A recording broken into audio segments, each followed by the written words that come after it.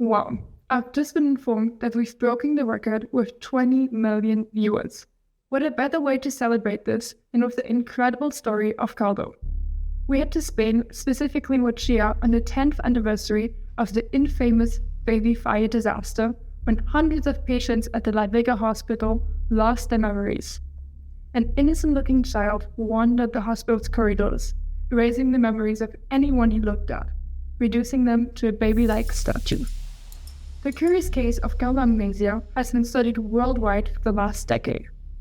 Caldo was born on March 14, 2020, the same day Spain's government declared a state of emergency due to COVID-19. A newborn, he was isolated for 3 years in the hospital's rare disease unit due to quarantine restrictions. His parents weren't allowed to see him until he was 3 years later, under the condition that he would always wear a steel mask to shield his eyes. On Christmas Day, year 2023, when they removed the mask to see his eyes for the first time, Carla erased the memories, along with those hundreds of hospital workers and patients. And the Englishwoman recounts the experience that changed the trip to Spain forever. She shares what that night of March 14th was like in the hospital when this innocent child was born. Everyone seemed to lose their minds. It was as if no one could speak anymore. All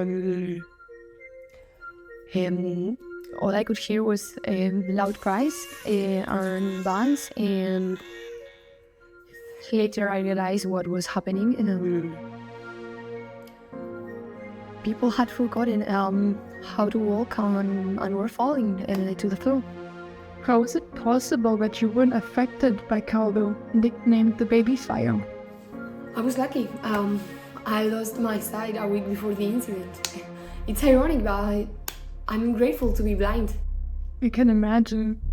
I was also intrigued when you mentioned people couldn't speak. What do you mean by that? What I mean is that everyone who made eye contact with him went completely blank and act like they were babies, crying, shitting themselves. I suppose you deduced the shitting by the smell since you, as you mentioned, you're completely blind. Yes, what started like a nice holiday trip with my husband ended up being a completely nightmare. A strange illness left me blank like a week, 2 weeks, I don't know, before the country's state of emergency. That was why I was being treated at the rare disease unit of La Vega hospital. Let's go back. So that night, March 14, you found yourself in the rare disease unit at Hospital de la Vega with Carlo and other patients. Is that correct? It is. Everyone seems to go mad in the unit, and that's why I called Dr. Hippocampus, who finally got me out of there.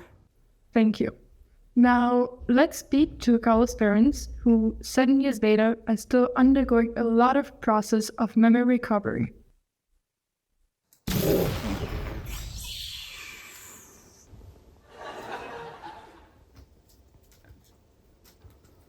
Pablo, Carmen, how are you doing?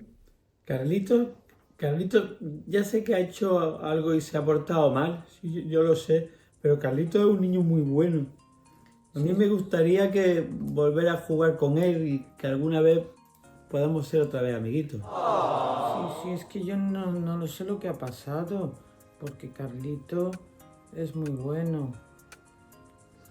Yo tengo hambre. Okay, one last question and we'll let you eat since you must be starving. What do you think about Dr. Hippocampus and his promise to cure your son?